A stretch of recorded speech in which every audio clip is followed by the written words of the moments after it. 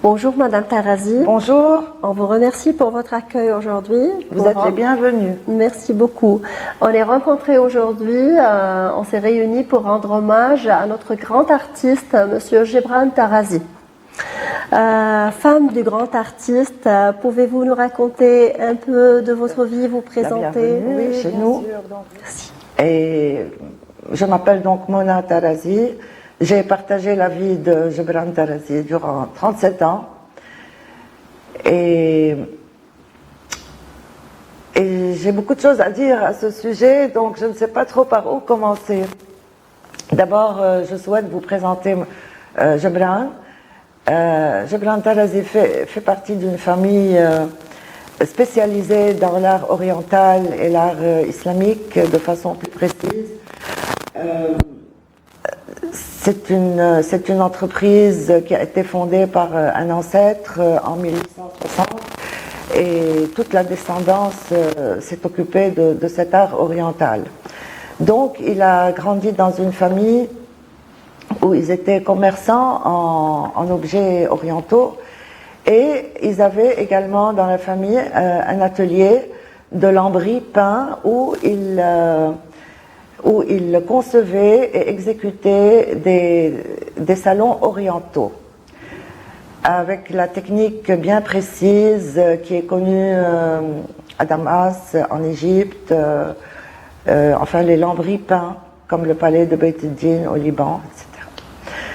Donc pour revenir un peu à l'historique de la famille, l'origine de la famille elle remonte au siècle à plusieurs siècles avant. La famille vient de Urfa en Turquie, et Terzi en turc signifie tailleur. Donc probablement que l'ancêtre était le tailleur du sultan, c'est ce qu'on raconte. Bon, je ne vais pas m'attarder là-dessus. Ensuite, il y a eu notre ancêtre Dimitri Tarazi, qui est le grand-père de mon beau-père, c'est-à-dire l'aïeul de Gebran, qui vivait à Damas et qui a fui Damas parce que il y avait des événements tragiques. Il s'est établi au Liban et il a ouvert les commerces d'articles orientaux à Beyrouth, à Jérusalem, au Caire également, en 1860 donc. Donc voilà. Donc mon beau-père et son frère ont continué dans la lignée familiale et ils avaient aussi un magasin et un atelier à Damas.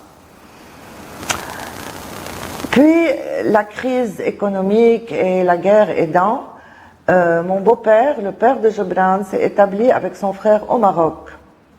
Ils sont partis très jeunes, à l'âge de 16 et 20 ans, et ils ont démarré une nouvelle vie au Maroc. Leur parcours a été évidemment très difficile, mais au bout du compte, ils se sont retrouvés avec un très beau magasin avenue Mohammed V à Rabat. Et tout ça, ça m'émeut un petit peu. Oui. Et deux hôtels, un hôtel à Rabat et un hôtel à Casablanca. Voilà. Ça, c'est un peu le parcours familial. Donc, concernant Gebran, il est né à Damas, parce que mon beau-père et son frère faisaient la navette entre Damas et le Maroc.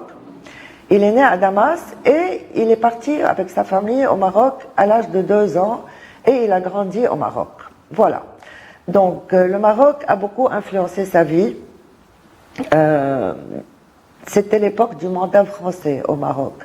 Donc il était à l'école des frères et tous ses camarades de classe c'était des Français, des fils d'officiers, de commandants, de colonels français.